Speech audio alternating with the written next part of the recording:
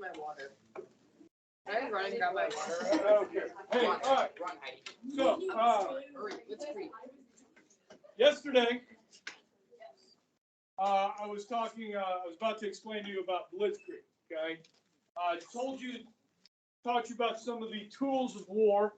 Obviously, the term Blitzkrieg, in German translation would be lightning warfare, okay? So again, this depends on air power. So with these Junkers 88s, which is the heavy bomber for the Germans, what do you think about this militarily, strategically? What is the first thing that if you are on the offensive here, you are the Germans, what are the first targets that you're going after in the other country's territory? What, maybe supply lines, bases, manufacturing, oil reserves. The first thing you're going to do, guys, in World War II in modern warfare is take out the enemy's air force. Because listen, guys, air superiority will rule in World War II, both literally and figuratively, having air superiority. Okay?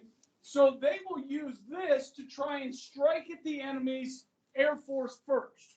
And if you can take out their air force on the ground without them getting into the air by surprise attack, boy, you have done a lot. Okay, ask the Egyptians in 1968, 67, during the Israeli-Arab War. Okay, Israeli Air Force took out the Egyptian Air Force even before it left the ground, which really ended up helping them win the conflict. Okay, all right. So you send these in, take out the enemy aircraft. Yes, you're going to target those key things like supply lines. You're going to take out railroads, bridges.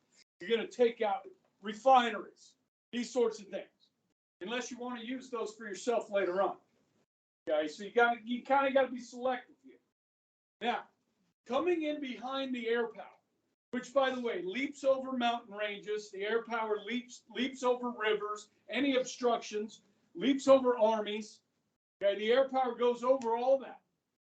Then you send in this fast-moving infantry with tanks, mechanized vehicles, and so forth, with the protection of the dive bombers in front. Okay? For our soldiers in Afghanistan and Iraq during those wars, the angel on their shoulders was the A-10 Warthog. You know the A-10. Okay. This aircraft protects the infantry from enemy artillery, enemy tanks. Okay. So the Stuka dive bomber, which by the way, guys, this thing comes in at a very steep angle. Okay, this dive bomber, and will release its bombs over the target like this. So it's very accurate. Comes in, releases, and then pulls out of the dive. It's a dive bomb. Okay. Now the Germans there's actually like whistles in these wings. They're very loud when they dive. So you'll hear these in video. Okay, I'll show you some video clips when we get to the Battle of the Britain of the Stuka dive bomber in action. They're very loud, and they will scare the you-know-what out of people. Okay, but this is a very effective tool. So with the dive bombers, then comes your infantry, and your infantry, your foot soldiers, come along with the tanks as protection, and all of this speed and air power overwhelms the enemy. So the Poles who chose to fight will be overwhelmed by this blitzkrieg. When we get into the war a little deeper, there will be a period of about 8 weeks. 8 weeks where 6 European nations will fall, including France. This Blitzkrieg is devastating. Okay? Now, if you go to Iraq in 2003, when we invaded Iraq, Donald Rumsfeld, who was the Secretary of Defense, referred to ours as shock and awe. So what the Germans did in World War II, we perfected by really 1990. We had stealth bombers that could not be picked up on radar and cruise missiles that can be launched from hundreds, if not thousands of miles away and hit a target within a meter or two.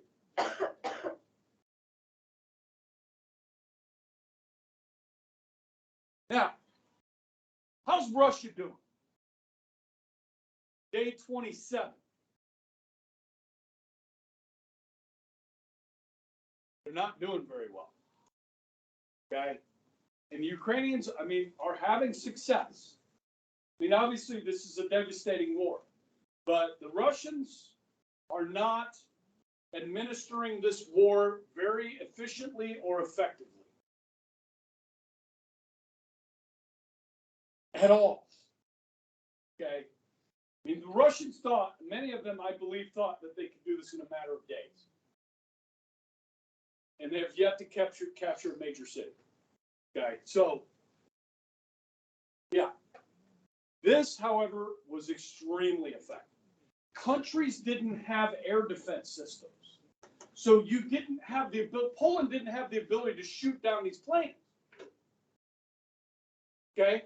Ukraine has air defense systems that the Russians built. Because remember, the Ukraine used to be part of Russia, the Soviet Union. So they still have these weapons. So does Poland. So does Hungary. Okay? That shoot down planes. Whether they're from the shore-fired land-based ones, surface air. These countries have this. Now, Britain, they will. I know. Okay.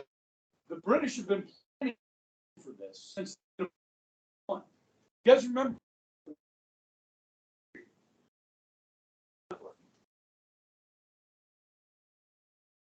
The internet. Okay. So, the English Channel, you know, that between Britain and the continent, yes? The British knew that at some point a foreign foe may try to invade their country from the air. So they started working on this, guys, in 1920s. By 1940, when the Battle of Britain takes place, the British are prepared for it the best they can be with the technology that's available. Okay? Now, so Blitzkrieg, lightning from the sky, air power made it possible to leap over, like I said, standing armies, water, coastal barriers, mountain ranges, and could strike at the heart of a defenseless nation. No air defense systems. Okay? And so these are cities in Europe, different cities. Okay? Warsaw would be decimated. So as the Poles retreated from the Western Front, they fell back upon the city, the capital city of Warsaw. The Germans came in and surrounded the city and started using howitzers, heavy guns, to shell the city and bombers to bomb the city until Poland surrendered. Okay. Now, just like in the Ukraine, there will be resistance against the Nazis that will continue throughout the war. In fact, many Polish pilots will flee the country and fly for other air forces against the Germans. Okay? This is a Junkers 88, German bomber, heavy bomber. This is actually taken over London. This is the Thames River in London. And then this is the Messerschmitt, the German fighter plane. I had a picture of that on the other slide too.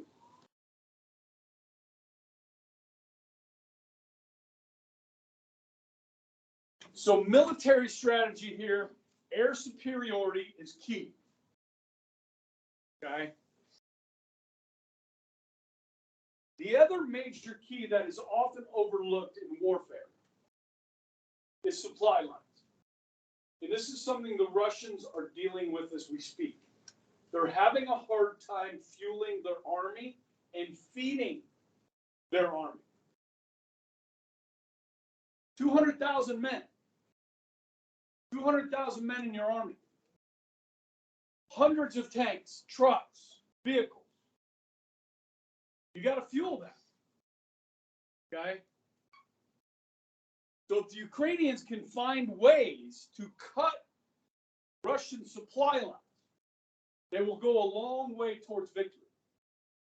Now, the air superiority thing is not going to happen. But what does away with air superiority? Hugging the enemy. Bringing them in close. Because the Russians don't want to bomb their own people. So if you allow the Russians to come in close, they can't use their air power. And that's of last resort. Okay? That's the battle of last resort. Is fighting street to street, house to house. Okay? Which is happening in some of the suburbs right now.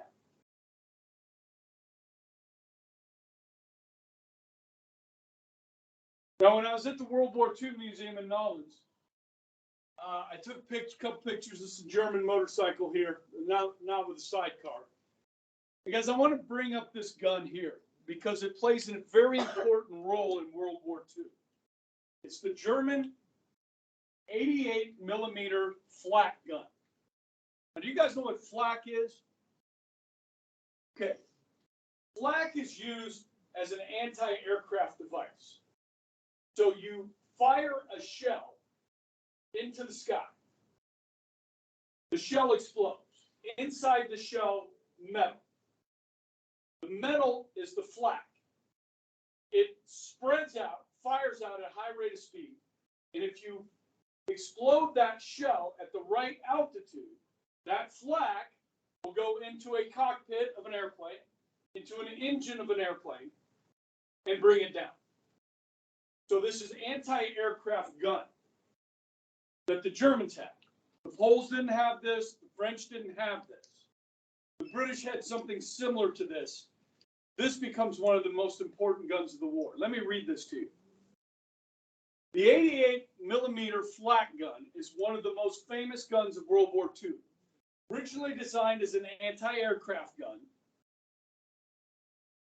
the flat trajectory, the high muzzle velocity, and range of this gun also made it the best anti-tank gun of the war. Allied soldiers faced and feared this gun in every campaign in North Africa, the Mediterranean, and European theaters. It was responsible for a great number of casualties suffered by both tank and air crews. Of the 88 millimeter gun, the late Stephen Ambrose, who wrote many books on World War II, said those 88s became a legend. It was said that more soldiers converted to Christianity by the 88 millimeter gun than Peter and Paul combined. It was feared. And, say people are like praying, because the 88. In the desert of North Africa, when these shells exploded, now these shells on this 88 millimeter are about this long, okay, and about that round. So they carry a punch. So in the desert warfare, when these land anywhere near where human flesh is, you're going to be devastated.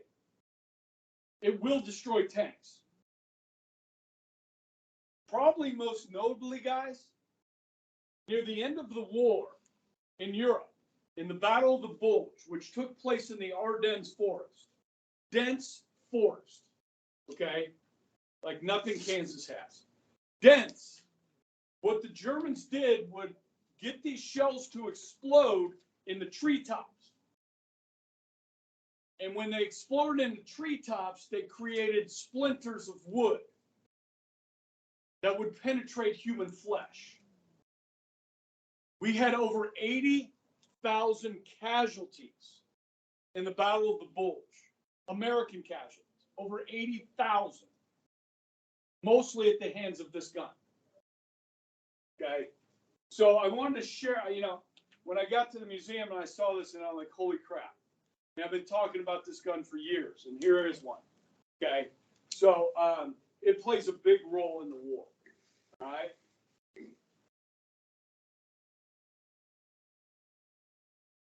All right, here we go.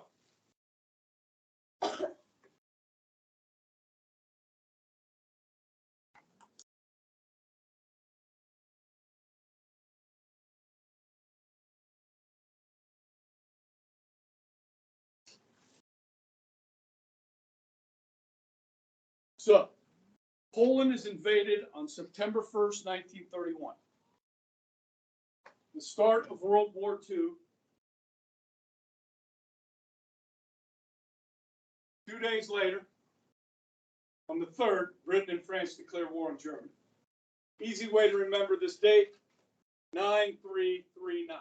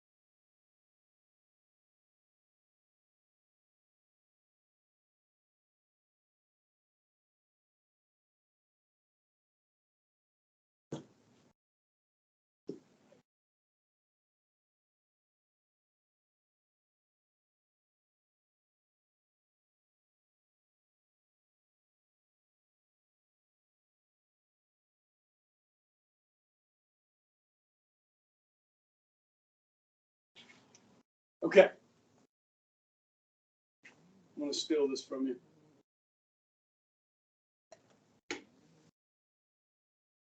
Okay. Help me label this, my map people. What is this?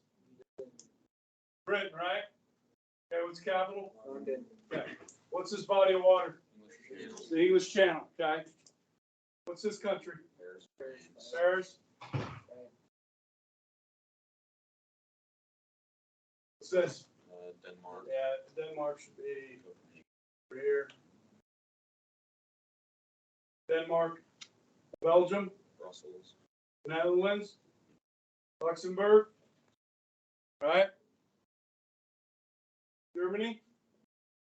Capital.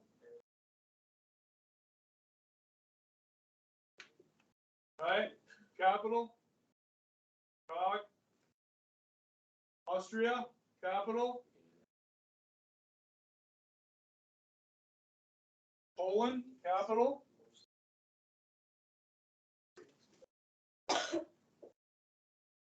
Capital. Okay. All right. Now we're in Northern Europe. Okay. Now, let's go through this. Okay. Nazi Germany, 1933.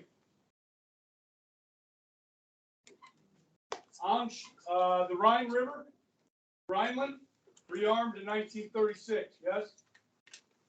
The demilitarized zone. Yes. Then the invasion, the Anschluss. They take Austria. Yes. Without firing a shot.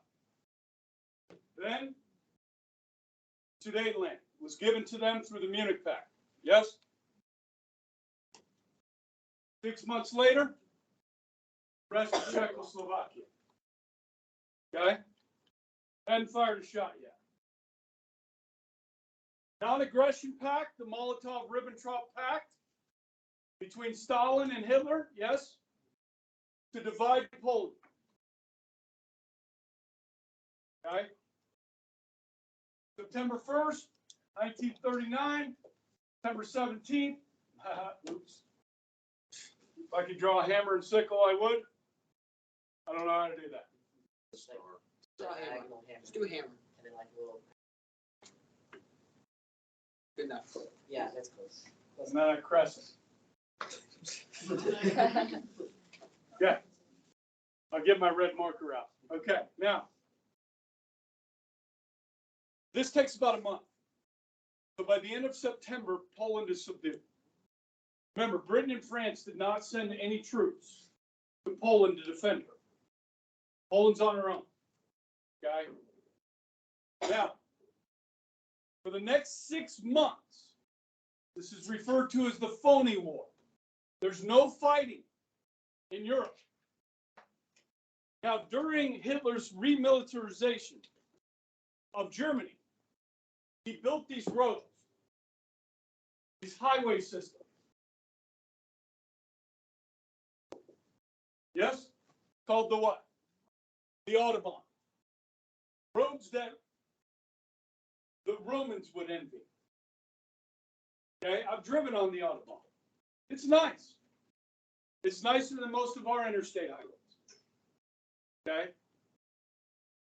He is able to move his army using this. Now, when we built our interstate highway system, guys, in the 1950s, he built his in the 30s. When we built ours in the 1950s under Eisenhower,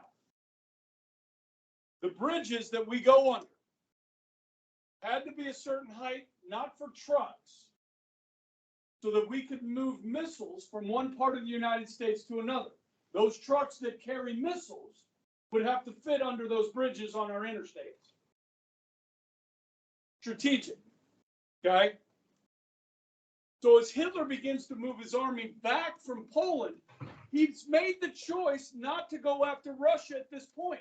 We all know he's going to go after Russia, but he doesn't want to leave his western flank open. So he's going to turn his attention to Western Europe. And as I said before, the fifth column, there's a Nazi party in every one of these countries. He signed non-aggression pacts with every one of these countries. The invasion will begin in April. Okay? I got to add another country in here.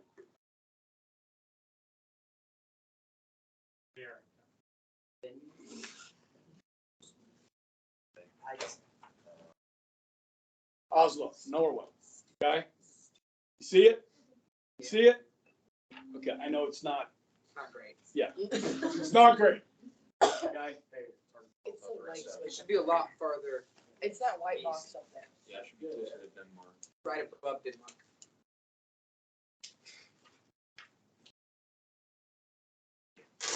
Oh, God. Nike.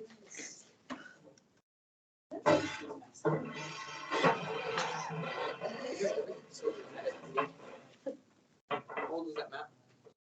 Older than you. Okay, now, here's Norway up here. Okay, now you see Britain. Okay, now, Norway is important. Okay, so. Somewhere in here, okay? Better. All right, now, it's going to start with Denmark. Okay, to the north. They will fight. How long do you think that fighting is going to last in Denmark? Very long. Okay. Now, for the first time, we're going to see something used in warfare that we haven't seen before. Soldiers jumping out of perfectly good airplanes. Paratroopers.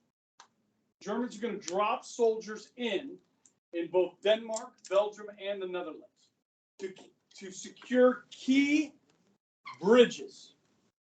Because one of the things you can do to slow down an enemy is blow bridges. And then they got to go way down the, or they got to build a bridge. You understand?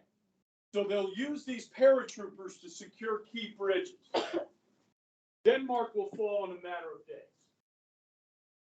it's really, you can choose to fight, but the more you fight, the more pain you bring upon your people, and you know you're not going to win. So a lot of these countries, you won't see a ton of resistance. There is resistance, okay?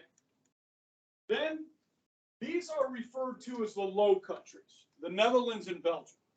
In World War I, General Schlieffen used this strategy to invade France, going through the Netherlands and Belgium. Now, these are neutral countries that have not taken sides. Hitler wouldn't go through a neutral country, would he? So if you're relying on that, you shouldn't. Now the French, knowing that they've been invaded twice in the last 70 years by Germany, have spent the last 2 decades building a line of defenses here along its border with Germany called, anyone? The Maginot Line. 350 miles long.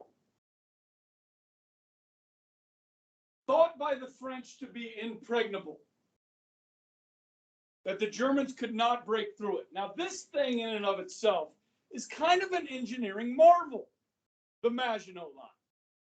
Much of it is built underground, where they have turrets that pop up out of the ground to attack enemy armies.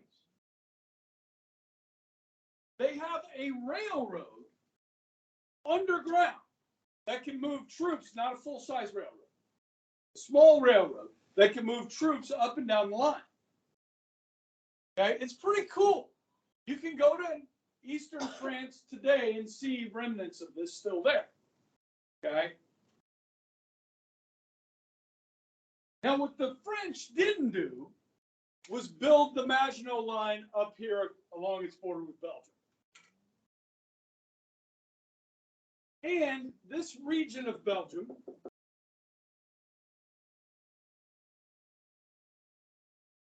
has this. You look at a map, what is this? This is that forest I was just talking about a minute ago.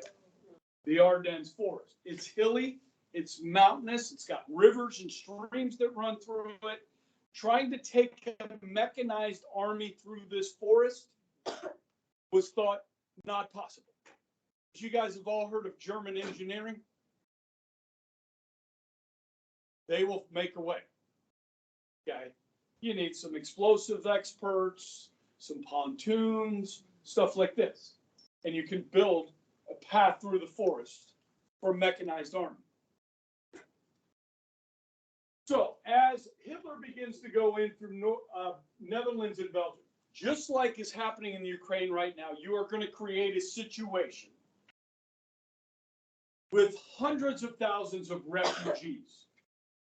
At this point, they're saying, what, upwards of 2.5 million Ukrainians have fled the country. God bless the Poles. You know what I mean? The Poles are taking these people in. More than 2 million of them. Now, some of these folks, Ukrainians, are going to other parts of Europe as well, where they have family or friends and so forth. Okay? But this is a humanitarian situation. So as Germany begins to bomb and invade the Low Countries here, you're going to see a stream of refugees going which way? Towards Germany or towards France? Towards France. Got it. In Norway, the strategic importance here are the ports of Norway. Here, the west coast here. Because if you control these ports, you can control the North Sea, supply lines. If the British get cut off, who's going to try and supply the British? We are, okay? But if the Germans control the North Sea, control the English Channel, going to be hard to get supplies into Britain. And, guys, there are airstrips up here in Norway that can be used by Germany to bomb Britain. Now, the Germans are going to employ here the Trojan Horse. Now, historians debate whether there was actually a real Trojan horse or not used. And most I've read said there was not a Trojan horse. But in this case, using Achilles. Brad Pitt, right? Yeah, okay. Not Achilles, Brad Pitt. Awesome. Yeah. Now, they're going to use cargo ships, merchant ships, the Germans are. And they're going to sail these merchant ships into Norwegian ports.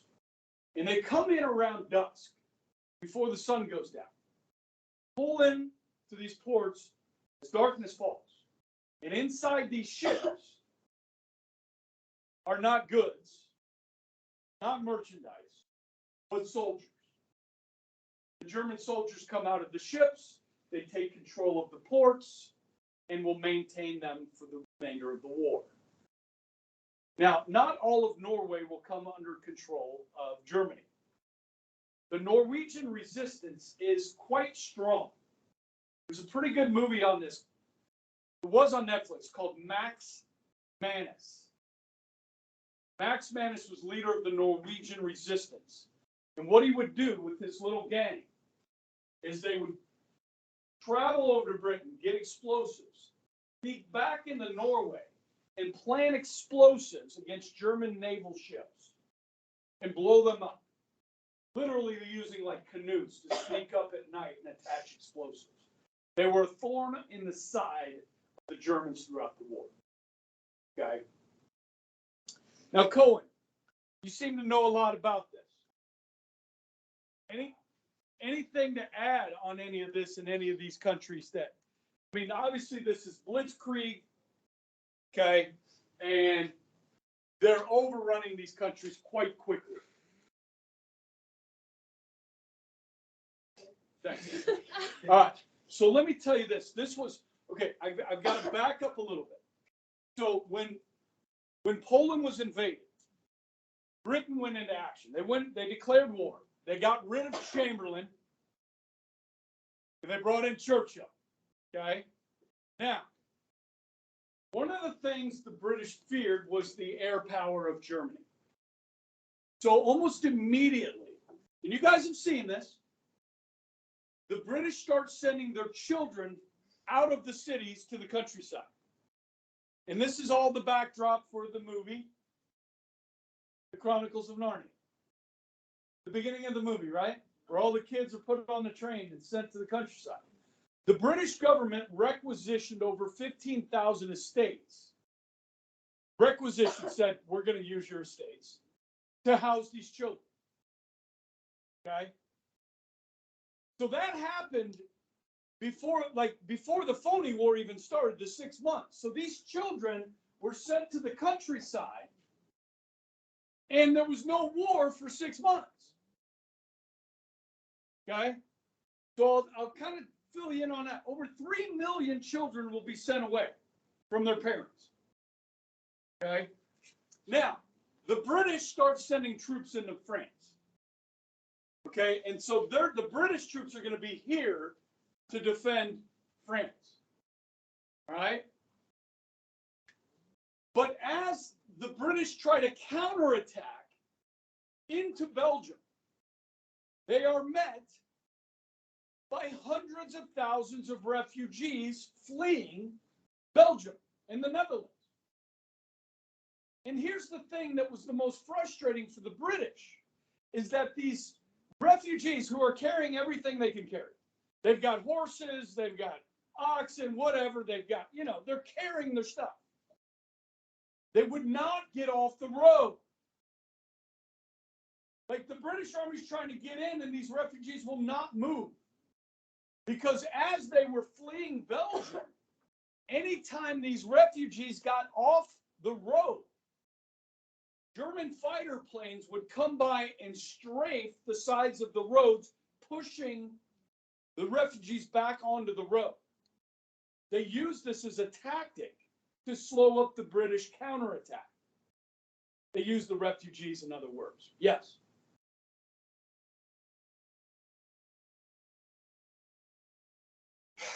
I mean, he's got a couple. I mean, his top 8 is General Jodl. Okay, but like you saw in the picture with the Molotov, Ribbentrop, General Ribbentrop is one of his top generals. We'll also talk about Rommel is one of his top generals. Okay, but I would say Jodl is kind of like his right-hand military commander. Okay, yeah. The ones that lived and were captured.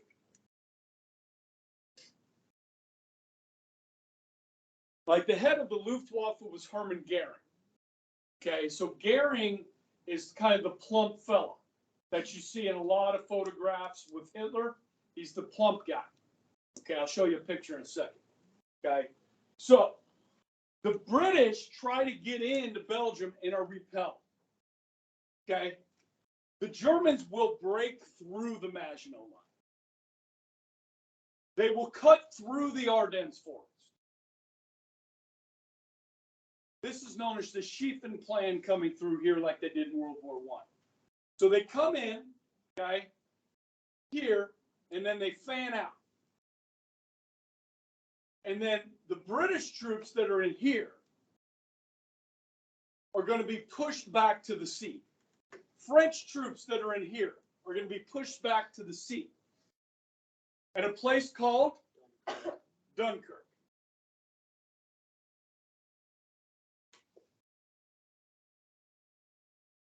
How many of you guys saw that movie, Dunkirk? Came out a couple summers ago.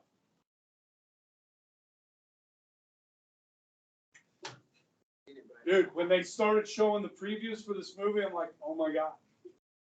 I've been talking about Dunkirk for freaking 20 years, and now there's a movie. It is on Netflix. It is on Netflix. You can watch it. Okay. Am I almost out of time? I got 4 minutes. Hang on. Let me get there.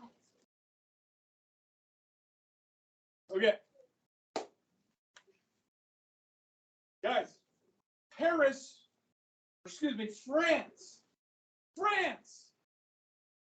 is going to fall in 2 weeks. 2 freaking weeks. So, April 9th, finishing up on June 14th. Okay, Paris falls on June 14th. So, April, May, June, July. 4 months. No, June. 3 months. Yes? April, May, June. 3 months.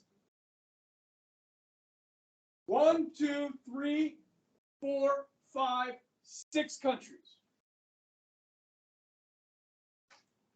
In less than 3 months.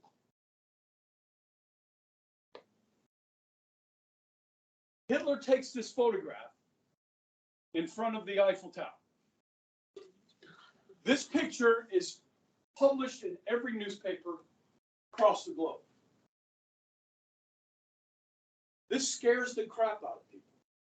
Because within months or even days, Hitler could be taking a similar photograph in front of the London Bridge in Big Ben. Within a matter of months, maybe taking a similar photograph in front of the Statue of Liberty. People, guys, nothing like this has ever happened this fast.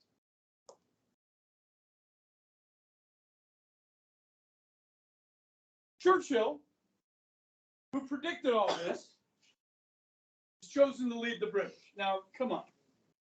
Pinstripe suit, cigar, and a Tommy gun? Yeah. It's got badass written all over it. Okay? Now, have any of you guys read Churchill? Know his biography? This guy's freaking, he's got a great story. Okay? Started life as a journalist. Yeah, I don't know if you heard of the Boer Wars in South Africa, Southern Africa, the Boer Wars. He went down to cover that. Got captured, was in prison, escaped, in a harrowing escape, okay? Went on to become the Secretary of Navy. Is partially at fault for the devastating defeat at Gallipoli, right, for the British. So his military career didn't get off to a great start. Then he becomes Chancellor of the Exchequer, which is like the tax man in Britain, okay? Then he's elected to Parliament as a Liberal. And nobody in the Liberal Party likes him. He's a backbencher. Put him in the back. He's a loudmouth. He's obnoxious. Then he switches parties to the Tory, or the Conservatives, and nobody likes him there either. He's a backbencher there. But he's one of the loudest voices in the room, okay?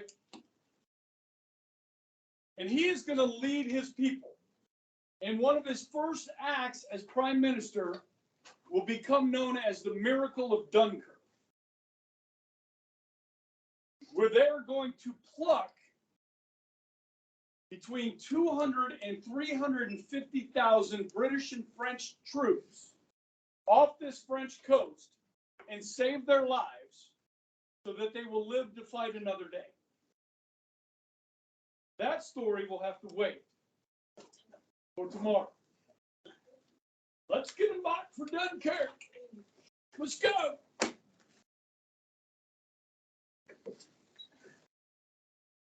Yes? Sure, Mr. Ebright.